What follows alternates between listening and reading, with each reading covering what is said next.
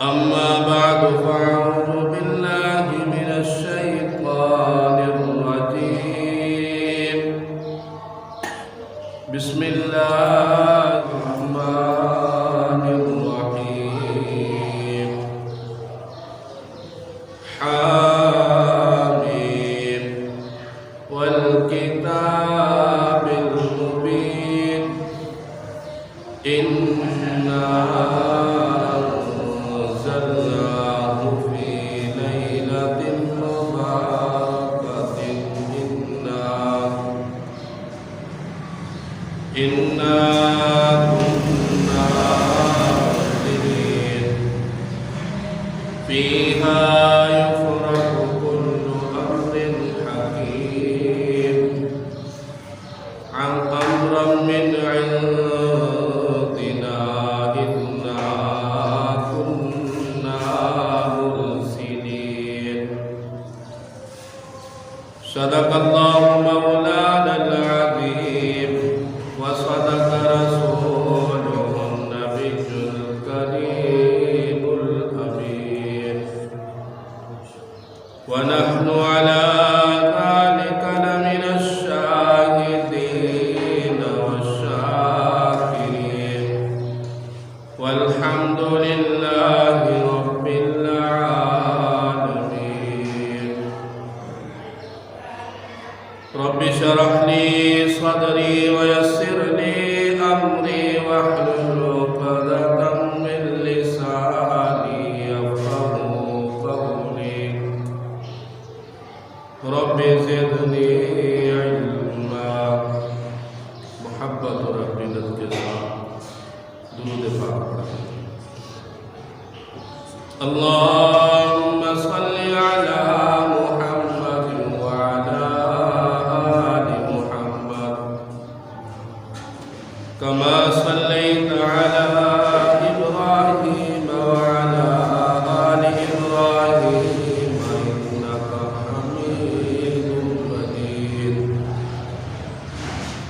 اللهم بارك على محمد وعلى آل محمد كما باركت على إبراهيم وعلى آل إبراهيم إنك حميد مجيد ہر قسم کی حمد و ثنا اللہ رب العالمین کے لیے جو اس کائنات کا خالق ہے، مالک ہے. بے شمار انگنت درود و سلام امام المرسلین میرے اور آپ کے دلوں کے بہار حضرت محمد رسول اللہ صلی اللہ علیہ وسلم قرآن مجید فرقان حمید کی چند آیات کریمہ آپ حضرات کے سامنے تلاوت کی ہے.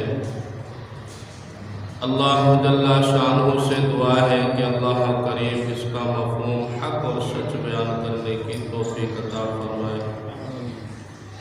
سننے اور سنانے کے بعد اللہ کریم اس پر عمل کرنے کی توفیق عطا فرمائے. ان قریب شب برات آنے والی ہے.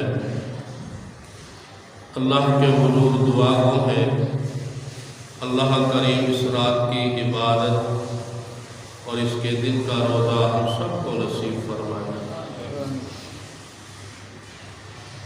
شب برات کی بہت ہی اہمیت ہے.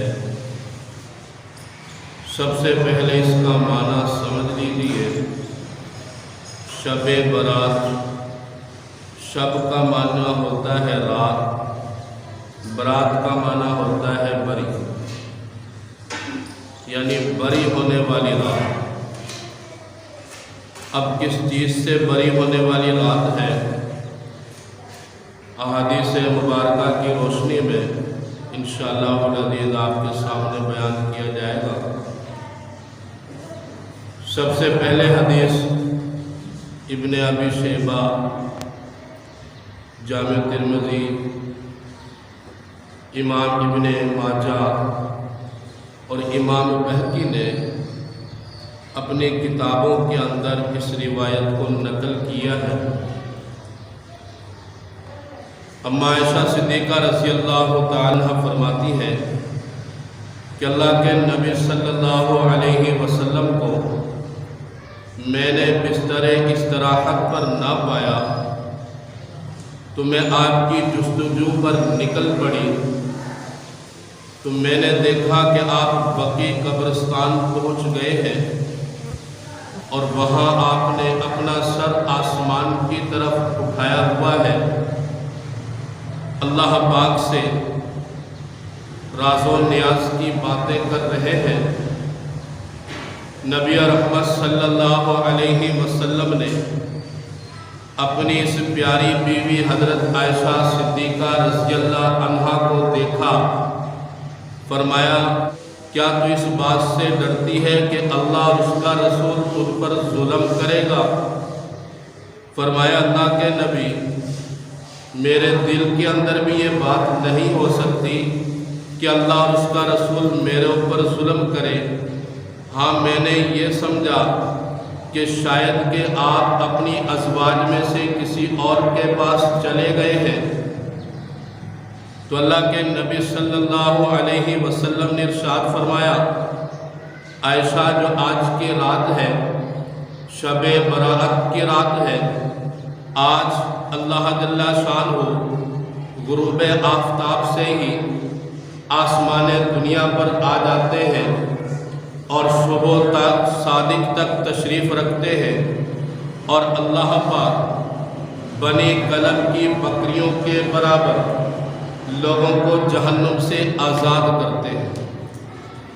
اب بنی کلب کی بکریاں ایک دو تو ان کے پاس ہوا نہیں کرتی تھی، پورا ایک ریوڑ ان کے پاس ہوا کرتا تھا، اور ایک بکری کے بالوں کو اگر ہم شمار کرنا چاہیں تو شمار نہیں کر سکتے۔ تو اس سے یہ پتہ چلا کہ اللہ جل شانہ کثیر تعداد کے اندر لوگوں کو جہنم سے آزاد کرتے ہیں، اور اللہ کے حضور ہم سب دعا گو ہیں یا باری تعالیٰ جن لوگوں کو آپ نے شب برات والی رات لوگوں کو جہنم سے آزاد کرنا ہے ان لوگوں میں ہمارا نام بھی شامل فرما۔ تو یہ بہت ہی قیمتی رات ہے۔ ایک اور حدیث مبارکہ ابن ماجہ کے اندر ہے، حضرت علی رضی اللہ تعالیٰ عنہ فرماتے ہیں قوموا لیلہا وصوموا نہارا، رات کا قیام کرو اور صبح دن کا روزہ رکھو۔ فرمایا کہ جب شب برات والی رات آتی ہے غروب آفتاب سے ہی اللہ جل شانہ آسمان دنیا پر آ جاتے ہیں، یعنی پہلے آسمان پر، اور پھر اللہ جل شانہ کی طرف سے یہ آواز لگتی ہے کوئی بخشش کا طلبگار میں اس کی بخشش فرما دوں، ہے کوئی رزق کا سوال کرنے والا اس کو فراخی والا برکتوں والا رزق دے دوں، ہے کوئی بیمار مجھ سے شفا کا سوال کرنے والا میں اس کو شفا عطا فرما دوں۔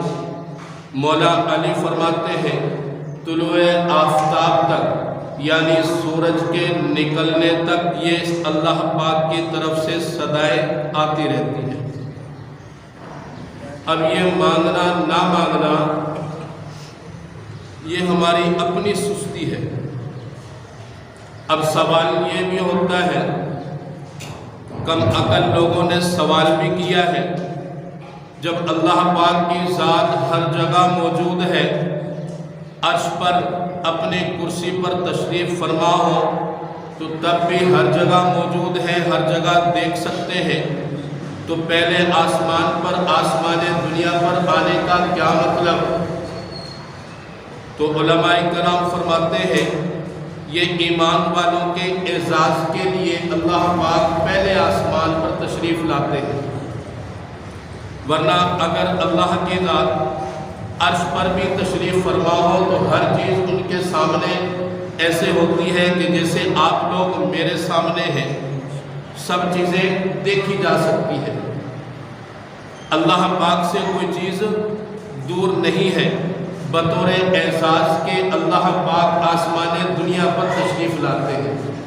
جیسے سرحدوں پر فوجی ہوتے ہیں بارڈر پر، تو وہ اونچائی پر دوربین کے ذریعے سے اپنے دشمن کو دیکھ لیتے ہیں اور میلوں کی مسافت سے اس دوربین کے ذریعے سے اپنے دشمن کو دیکھ لیتے ہیں۔ اب دیکھیں وہ سپاہی کہاں کھڑا ہوا ہے، وہ سرحد کا محافظ کتنی دور کھڑا ہے، لیکن ایک چھوٹا سا آلہ دوربین اس کے ذریعے سے وہ دور میلوں کی مسافت تک اپنے دشمن کو دیکھ سکتا ہے۔ تو کیا اللہ رب العزت کی ذات اپنے عرش پر بیٹھ کر اس انسان کو نہیں دیکھ سکتا؟ اللہ پاک کے ہر چیز قریب ہے۔ یہ میرے اور آپ کے اعزاز کے لیے، مسلمانوں کے اعزاز کے لیے اللہ پاک محبت کا اظہار فرماتے ہیں کہ لوگوں، شب برات والی رات تم لوگوں کے لیے تمہارے مسائل کو حل کرنے کے لیے میں آسمان دنیا پر آ جاتا ہوں۔ اب میرے سامنے اپنے مسائل کو رکھو، میرے سامنے اپنے مسائل کو بیان کرو، میں تمہارے تمام مسائل کو حل کروں گا۔ روزی کا مسئلہ ہے، مجھ سے روزی کا سوال کر لو، روزی میں برکتیں ڈال دوں گا۔ بیمار ہے، مجھ سے شفا کا سوال کر لے، میں شفا دے دوں گا۔ اگر تو گناہ گار ہے، اتنی کثرت سے تو نے گناہ کر لیے، بخشش کی امید ہی نظر نہیں آتی، لیکن شب برات والی رات اللہ پاک فرماتے ہیں اے میرے بندے مجھ سے سوال کر تو صحیح، میں تیری بخشش کے لیے تیار ہوں۔ اللہ کی رحمت سے مایوس نہیں ہونا، کیونکہ اللہ پاک نے قرآن پاک کے اندر بیان فرما دیا قُلْ يَا عِبَادِيَ الَّذِينَ أَسْرَفُوا عَلَىٰ أَنفُسِهِمْ لَا تَقْنَطُوا مِن رَحْمَةِ اللَّهِ إِنَّ اللَّهَ يَغْفِرُ الذُّنُوبَ جَمِيعًا۔ فرمایا میرے بندے، میرے وہ بندے جنہوں نے اپنی جانوں پر ظلم کر لیا گناہ کر کر، فرمایا یہ میری رحمت سے کبھی بھی نا امید نہ ہو۔ اگر اللہ کی ذات بنی اسرائیل کے ایک ایسے شخص کو جس نے صرف ابھی توبہ کی نیت کی ہے، توبہ نہیں کی، اللہ پاک نے اس کو جنت کا مہمان بنا دیا، تو یہ امت تو حضور کی امت ہے، تمام نبیوں کے سردار کی امت ہے، کل کائنات کے امام کی امت ہے۔ اس امت کا اگر کوئی فرد نیکی کا ارادہ کرے، توبہ کی نیت کرے، تو فرمایا اس کے لیے بھی بخشش کے فیصلے ہو سکتے ہیں۔ تقدیر کو بدلنے والی صرف ایک چیز ہے، توبہ اور دعا۔ توبہ کرے اور اس کے ساتھ دعا کرے تو اللہ پاک تقدیر کے اندر جو کچھ لکھا ہے اس کو بدل دیتے ہیں۔ پورے سال کا بجٹ جو ہے وہ شب برات والی رات پیش کیا جاتا ہے۔ پورے سال کا بجٹ کیا ہے کہ اس بندے نے اگلے شعبان تک، اگلی شب رات تک یہ بجٹ پیش کیا جاتا ہے کہ اس بندے کی موت کب ہوگی، اس بندے کو رزق کتنا دیا جائے گا، اس بندے کے ساتھ کیا کیا حادثات پیش آ سکتے ہیں۔ یہ پورا بجٹ اللہ پاک فرشتوں کے سپرد کر دیتے ہیں۔ اگر ہم یہ چاہتے ہیں جس طرح اللہ کے نبی صلی اللہ علیہ وسلم سے حضرت اماں عائشہ صدیقہ رضی اللہ تعالیٰ عنہ نے فرمایا حضور آپ شعبان کے روزے رکھتے ہو اور پورے شعبان کے روزے رکھ کر اس کو رمضان کے ساتھ ملا دیتے ہو۔ فرمایا محبوب لگتا ہے یہ شعبان کا مہینہ آپ کو بڑا پسند ہے۔ فرمایا عائشہ مجھے یہ مہینہ واقعتاً بہت ہی پسند ہے۔ اور فرمایا عائشہ جانتے ہو یہ کون سی رات ہے؟ فرمایا یہ وہ رات ہے جس رات کے اندر کوئی نفس نہیں مرتا مگر اس کی اجل اور موت کا وقت اس رات میں مقرر کیا جاتا ہے۔ میں چاہتا ہوں جب اللہ کے حضور میری اجل لکھی جائے یا میری موت کا وقت آئے تو میں اعمال صالح اور عبادت کے اندر مصروف ہوں۔ تو پورا سال کا بجٹ دیا اور اچھا آپ اپنی مرضی سے ابھی لکھوا سکتے ہیں۔ یہ شب برات ہماری تقدیر کو بدل سکتی ہے، یہ شب برات ہمارے حالات کو بدل سکتی ہے۔ اگر ہم یہ چاہیں ہمارے حالات بدل جائیں تو شب برات والی رات اس کے لوازمات کے ساتھ احسن طریقے سے اس کی عبادت کریں۔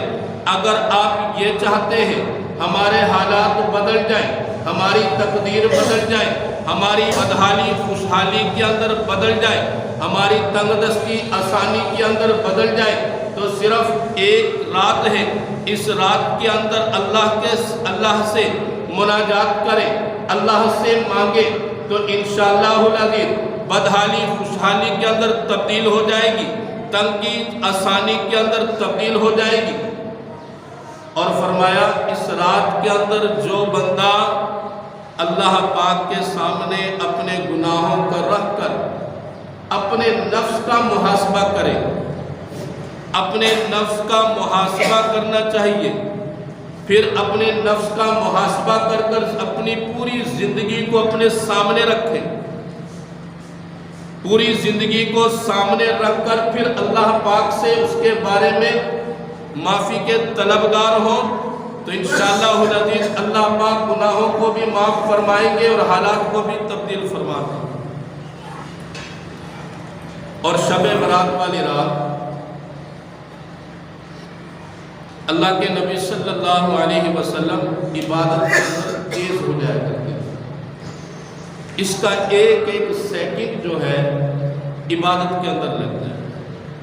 یعنی یہ اللہ کے نبی کی جستجو، یہ اللہ کے نبی کی کوشش، یہ اللہ کے نبی کی جدوجہد ہوتی تھی، جبکہ اللہ پاک نے ان کے لیے بخشش کے فیصلے فرما دیے۔ تو بخشش ہماری بھی ہو سکتی ہے، کتنے بھی بڑے جرائم کیے ہوں، کرائم کیے ہوں، اللہ پاک سب کو معاف کرنے کے لیے تیار بیٹھے ہیں۔ صرف چند ایسے اشخاص ہیں اللہ پاک نے ان سے اپنی رحمت کو اٹھا لیا۔ چند اشخاص سر فہرست، سب سے پہلے مشرک جو اللہ کی ذات اور صفات کے اندر شرک کرے، اس بندے کی بخشش نہیں ہے۔ سیدنا ابوبکر صدیق رضی اللہ تعالیٰ عنہ، غالباً ترمذی شریف کے اندر ہے یا ابو داؤد کے اندر صحیح حدیث ہے کہ اللہ کے نبی صلی اللہ علیہ وسلم روزے کے بارے میں ذکر فرمایا اور فرمایا اللہ پاک کی رحمت سب کے لیے عام ہوتی ہے، لیکن مشرک اور مشاہد ان دونوں سے اللہ پاک نے اپنے رحمت کو اٹھا لیا ہے۔ مشرک اللہ کی ذات میں شرک نہ کرے۔ مشکل کشا کون ہے؟ اللہ کی ذات۔ داتا کون سی ذات ہے؟ اللہ کی ذات۔ شفا دینے والی کون سی ذات ہے؟ اللہ کی ذات۔ اولاد دینے والی کون سی ذات ہے؟ اللہ کی ذات۔ اللہ تنہا ہے، اللہ کا کوئی ہمسر نہیں ہو سکتا۔ سورۃ الاخلاص کے اندر اللہ پاک نے اس کی وضاحت فرما دی، اپنے محبوب سے فرمایا قل کہہ دیجئے قل هو اللہ احد، میرے محبوب آپ کہہ دیجئے اللہ کی ذات صرف ایک ہے، اللہ الصمد، اللہ کی ذات بے نیاز ہے، لم یلد، اللہ پاک نے کسی کو اپنے سے نہیں جنا، ولم یولد، اور نہ اللہ پاک کی ذات کسی سے جنے گئے ہیں، وَلَمْ يَكُنْ لَهُ كُفُوًا أَحَدٌ، اور اللہ کا کوئی ہمسر نہیں ہے، اللہ کی ذات جیسا کوئی اور نہیں ہو سکتا۔ یہ دل کے اندر توحید ہو، اللہ کی ذات ہر جگہ موجود ہے، اللہ کی ذات ہر جگہ دیکھنے والی ہے، اس کے علاوہ کوئی بھی ہر جگہ موجود نہیں، کوئی بھی ہر جگہ دیکھ نہیں سکتا۔ اب سوال یہ پیدا ہوتا ہے، بہت سارے ڈاکٹر ایسے ہیں مشینی آلات کے ذریعے سے، کمپیوٹر کے ذریعے سے بتا دیتے ہیں ماں کے پیٹ کے اندر کیا ہے، لڑکا ہے یا لڑکی۔ اب وہ بھی تو غیب کو جانتے ہیں، انہوں نے بھی تو بتا دیا۔ علماء کرام فرماتے ہیں اس کا آسان جواب یہ ہے، بغیر اسباب کے انہوں نے اسباب اپنائے ہیں، بغیر اسباب کے کوئی غیب کی خبریں نہیں دے سکتا، بغیر اسباب کے کوئی کسی کی مدد نہیں کر سکتا۔ جس طرح سورۃ الفاتحہ کے اندر ہر بندہ پڑھتا ہے ایاک نعبد و ایاک نستعین، مولا تیری ہی عبادت کرتا ہوں اور تجھ سے ہی مدد مانگتا ہوں۔ اب کوئی بندہ کھڑا ہو کر سوال کر سکتا ہے، امام صاحب آپ بھی اپنے اٹکے ہوئے کاموں پر فلاں کی مدد لیتے ہیں، آپ نے فلاں کی مدد لی، اب میں نے جو فلاں کی مدد لی ہے یہ اسباب کے تحت لی ہے، بغیر اسباب کے کوئی کسی کی مدد نہیں کر سکتا، صرف اللہ کی ذات۔ اسباب کے ذریعے سے کیسے مدد؟ فلاں سے پیسوں کا تعاون لے لیا، یا فلاں کی سفارش ڈلوا لی، یا فلاں سے کسی بھی طریقے سے کوئی کام کروا لیا، تو یہ اسباب ہے۔ تو اسباب کے ذریعے سے کوئی بھی بندہ مدد کر سکتا ہے، اسباب اور آلات کو استعمال کر کر کوئی بھی بندہ چھپی خبروں کو جان سکتا ہے۔ جس طرح ڈاکٹر عورت کے پیٹ کے اندر بتا دیتے ہیں بچہ ہے یا بچی ہے، تو بغیر اسباب کے مدد کرنے والا، بغیر اسباب کے دینے والا صرف اور صرف کون سی ذات ہے؟ اللہ کی ذات ہے۔ دوسرا فرمایا مشاہد، ہائے نمازی بھی ہے، حاجی بھی ہے، لیکن اس کے ساتھ ساتھ اس کے دل کے اندر بغض بھی ہے۔ ہم نے تو شاید کہ اس کو ذرے کے برابر بھی اس کو گناہ نہیں سمجھا، لیکن اللہ کے نبی فرما رہے ہیں یہ اتنا بڑا گناہ ہے، نمازیں منہ پر مار دی جائیں گی۔ آج شب برات والی رات اللہ پاک کی رحمت جوش میں ہے، اس کے اندر ہر بندہ غوطہ زن ہو کر سیرابی حاصل کر سکتا ہے، ہر بندہ اللہ کی رحمت کو حاصل کر سکتا ہے، لیکن جس بندہ کے دل کے اندر بغض ہوا وہ اللہ کی رحمت سے محروم ہے۔ اپنی اصلاح کر لیں، سب سے پہلے میں اپنی خود کی، اپنی ذات کی اصلاح کروں۔ بشر ہوں، بتقاضۂ بشر یہ غلطیاں سب سے ہوتی ہیں، لیکن اللہ پاک نے معافیاں بھی رکھی ہے، تو اپنے دل کے اندر بغض نہ ہو۔ تیسرے نمبر پر فرمایا والدین کا نافرمان، والدین کا نافرمان یہ چھوٹا گناہ نہیں ہے، اتنا بڑا گناہ۔ شب برات والی رات بھی اللہ کی رحمت اس کو حاصل نہیں ہوئی، شب برات والی رات بھی اس منحوس انسان کو دھتکار دیا۔ یہ چھوٹا گناہ نہیں، بہت بڑا گناہ۔ اگر ہم یہ چاہیں شب برات والی رات کی رحمتیں ہمیں مل جائے، شب برات والی رات جو بجٹ لکھا جائے، جو بجٹ پیش کیا جائے، اس کے اندر ہمارے احوال اعمال اچھے لکھے جائیں، تو اپنے ماں باپ سے صلح کریں، اپنے ماں باپ سے معافی مانگیں۔ اپنے ماں باپ سے معافی مانگنے میں کون تیار ہے؟ معافی مانگے گا اللہ اور اس کو بڑا کرے۔ تو ماں باپ کی قدر کرنی ہے، ماں باپ کے ساتھ محبت رکھنی ہے۔ پھر فرمایا چوتھے نمبر پر، جو آدمی اپنی چادر، اپنی شلوار، اپنی پینٹ ٹخنوں سے نیچے رکھے، بے لذتی گناہ۔ ہم نے اس کو گناہ ہی نہیں سمجھا۔ شادی بیاہ خوشی کے موقع ہاں جی اب تو یہ فیشن بن گیا ہے، عورتوں نے اپنی شلوار کو ٹخنوں سے اوپر رکھنا ہے اور مردوں نے نیچے رکھنا ہے، یہ فیشن بنا ہوا الٹ، جبکہ شریعت نے یہ بتایا مرد جو ہے اپنی شلوار کو، تہمت کو، اپنی پینٹ کو ٹخنوں سے اوپر رکھے اور عورتیں اپنی شلوار کو، چادر کو ٹخنوں سے نیچے رکھے۔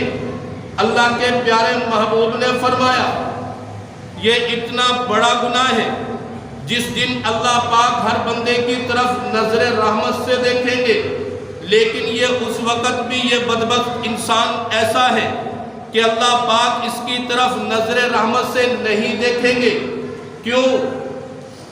اس نے اپنی شلوار کو ٹخنوں سے نیچے رکھا ہے۔ بیٹھتے وقت، لیٹتے وقت اس میں اجازت ہے، قائمن کھڑے ہوئے، جب کھڑا ہو اس وقت اس کی چادر ٹخنوں سے اوپر ہو، بیٹھا ہوا ہو جس طرح بیٹھتے وقت کر لی، آج سردی لگ رہی ہے، اور دوسرا اوپر سے چادر نیچے جائے، ہاں جی نیچے سے اوپر آئے، پھر اپنے ٹخنوں کو ڈھک لے، پھر اس میں کوئی حرج نہیں ہے۔ جیسے موزے ہوتے ہیں، کافی بڑے موزے ہوتے ہیں تو وہ نیچے سے اوپر جا رہے ہیں، یہاں تک بھی موزے آ جاتے ہیں، یا موٹی جرابیں ہیں سردیوں کے موسم میں ٹخنوں کو چھپا لیتے ہیں تو نیچے سے اوپر کی جانب پھر جا کر پھر ٹخنا چھپ جائے تو اس میں کسی قسم کا کوئی گناہ نہیں ہے، کسی قسم کا کوئی قباحت نہیں ہے۔ ان چیزوں کا خیال رکھنا ہے۔ فرمایا شرابی آدمی جو شراب کی عادت رکھتا ہو وہ بندہ بھی اس رات اللہ کی رحمت سے محروم رہا۔ قاتل جس نے کسی کو ناحق قتل کیا وہ بھی اس رات اللہ کی رحمت سے محروم رہا۔ لیکن اگر کوئی بندہ اللہ پاک کی ذات سے صدقے دل سے معافی مانگ لے تو اللہ پاک اس کی معافی کو قبول بھی فرماتے ہیں۔ جس طرح وحشی بن حرب نے چھوٹا ظلم نہیں کیا، اللہ کے پیارے نبی کے چچا، سگے چچا حضرت حمزہ اس کو شہید کیا، اس کی لاش کا مسئلہ کیا گیا، یعنی لاش کے ٹکڑے ٹکڑے کیے گئے، ناک کو کاٹا، آنکھ کو نکالا، کان کو کاٹا، حتیٰ کہ ہر چیز کو الگ الگ کر دیا، اتنا ظلم کیا، پھر بھی اللہ کے نبی صلی اللہ علیہ وسلم نے اس بندے کو معاف کر دیا، اور اللہ پاک نے اپنی کتاب مبین کے اندر اپنے پیارے محبوب کو فرمایا کہ میرے محبوب آپ کہہ دیجئے قُلْ يَا عِبَادِيَ الَّذِينَ أَسْرَفُوا عَلَىٰ أَنفُسِهِمْ لَا تَقْنَطُوا مِن رَحْمَتِ اللَّهِ، میرے محبوب میرے بندوں کے درمیان اعلان کر دیجئے جن لوگوں نے اپنی جانوں پر ظلم کر لیا وہ اللہ کی رحمت سے کبھی بھی نا امید نہ ہو، اللہ پاک ان کو بخش کرنے پر قادر ہے۔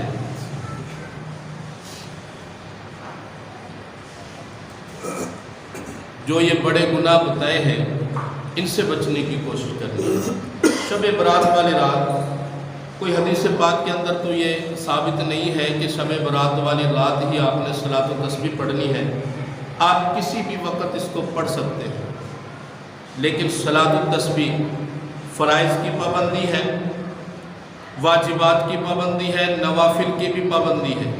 نفلی نماز، ہاں جی جس نے 2 نفل نہ پڑھے، میں نے بھی اگر نہ پڑھے حالانکہ وہ ضروری نہیں ہے تو اس پر بھی مسئلہ کھڑا کر دیتے ہیں جی امام صاحب نے نفل نہیں پڑھے، بھائی اس کو خبر ہے کیا کرنا ہے کیا نہیں کرنا، تو تجھے مفتی صاحب بننے کی کیا ضرورت ہے؟ اگر اس مسئلے کا نہیں پتا تو پوچھ لے، ہاں جی۔ لیکن صلاۃ التسبیح اس کی اہمیت اتنی زیادہ ہے، ترمذی شریف کے اندر، ابو داؤد شریف کے اندر، ابن ماجہ کے اندر، صحیح حدیثوں کے اندر ہے یہ۔ اور اللہ کے نبی صلی اللہ علیہ وسلم نے اپنے چچا سے فرمائے یا عباس یا اماہ، اے میرے چچا عباس، الا اوتی کا، میں آپ کو کوئی عطیہ نہ دوں، الا امنہ کا، میں آپ کو ہدیہ نہ کروں، الا احبو کا، میں آپ کو کوئی اچھی بات نہ بتاؤں؟ الا افعل بک عشر خصال، میں آپ کو 10 اچھی باتوں کے بارے میں آگاہی نہ کروں؟ فرمایا اذا انت فعلت ذلك غفر اللہ لك ذنبك اولہ وآخرہ قدیمہ وحدیثہ خطاہ وعمدہ سرہ وعلانیتہ صغیرہ وکبیرہ۔ فرمایا میرے چاچا، اگر آپ اس نماز کو پڑھ لیں تو کیا ملے گا؟ اللہ پاک اگلے اور پچھلے تمام گناہوں کو معاف فرما دیں گے۔ اولہ و آخرہ، اگلے اور پچھلے تمام گناہوں کو معاف فرما دیں گے۔ قدیمہ و حدیثہ، جو پرانے گناہ ہیں جو نئے گناہ ہیں اللہ پاک دونوں کو معاف فرما دیں گے۔ خطاہ و عمدہ، اور غلطی سے ہو گئے یا جان بوجھ کر کر لیے اللہ پاک ان کو بھی معاف فرما دیں گے۔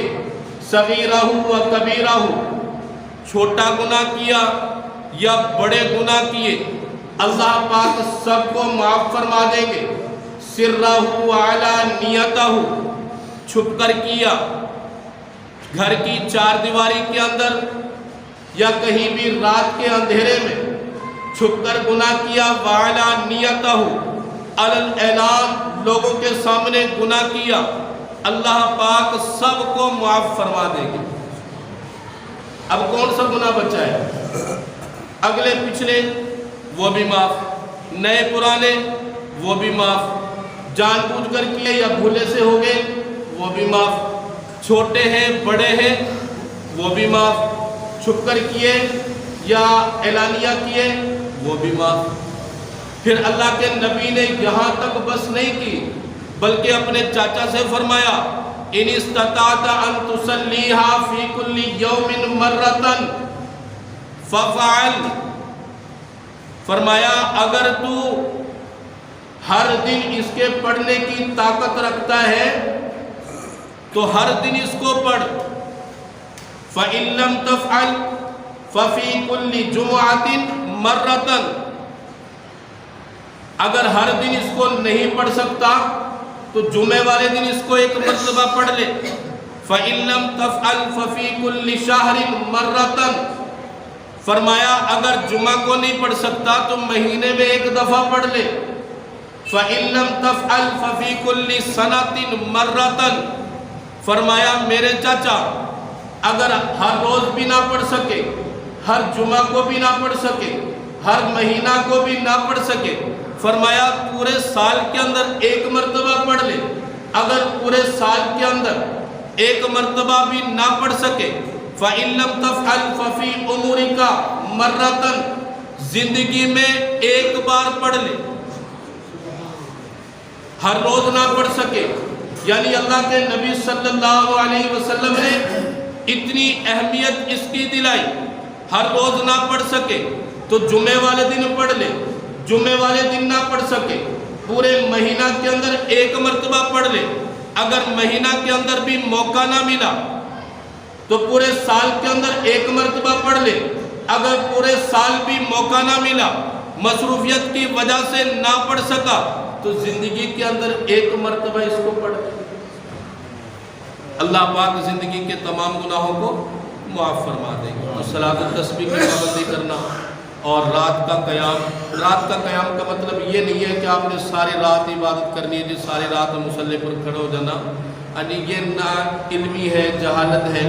اب ایک بندہ عبادت کر رہا ہے، دوسرا نہیں کر رہا، وہ علم رکھ رہا ہے، ہاں جی، اس کا مطلب یہ نہیں ساری رات کے کچھ ہی وقت کے اندر، کچھ حصہ کے اندر 1 گھنٹہ 2 گھنٹہ آپ اللہ کی عبادت کر سکتے ہیں تو کر لیں، اور صبح کو دن کا روزہ رکھیں، وہ بھی نفلی ہے، اگر کوئی رکھنا چاہے تو رکھ لے، نہ رکھے تو کوئی گناہ نہیں ہے، کسی پر لان تان نہ کریں، یہ تو نمازی ہے، حاجی ہے، اس نے روزہ نہیں رکھا، یہ تو پھر آپ اس کو فرض قرار دے رہے ہیں۔ فرض نہیں ہے، نفل ہے، اس کا ثواب بہت ہی زیادہ ہے۔ اگر کوئی بندہ بیمار ہے، رات بھر عبادت نہیں کر سکتا، صرف اتنا کر لے، عشاء کی نماز جماعت کے ساتھ پڑھ لی، اور بغیر کوئی گناہ کیے اپنے بستر پر آرام کے لیے لیٹ جائے اور صبح پھر فجر کی نماز جماعت کے ساتھ پڑھ لے، اس کو بھی پورے رات کے قیام کا ثواب ملے گا۔ اور صبح کو اگر کوئی بندہ روزہ رکھ لے تو اس کو بدعت کے اندر اتنا اہتمام نہ ڈالے کہ جس طرح رمضان کے روزے رکھتے ہیں جی، اس میں تو پھر لوگوں کو مجبور کرنے والی بات ہے۔ ہاں جی، افطاری کا اہتمام کیا گیا، سحری کا اہتمام کیا گیا، الاؤنسمنٹ کی گئی، ہاں جی، اسپیکر کے اندر لوگوں کو جگایا گیا۔ جس نے روزہ رکھا وہ ٹھیک ہے، جس نے نہ رکھا اس کو پوری نگاہ سے ہاں جی لان تان والے رہے۔ اسلام میں اس کی اجازت نہیں ہے۔ کوئی رکھ سکتا ہے تو رکھ لے، جو کوئی نہیں رکھ سکتا تو کسی قسم کے اس کے اندر کوئی گناہ نہیں ہے۔ دعا ہے اللہ کریم سے، اللہ کریم ہم سب کو شب برات والی تمام برکات ہم سب کو نصیب فرمائے۔ وما علینا الا البلاغ۔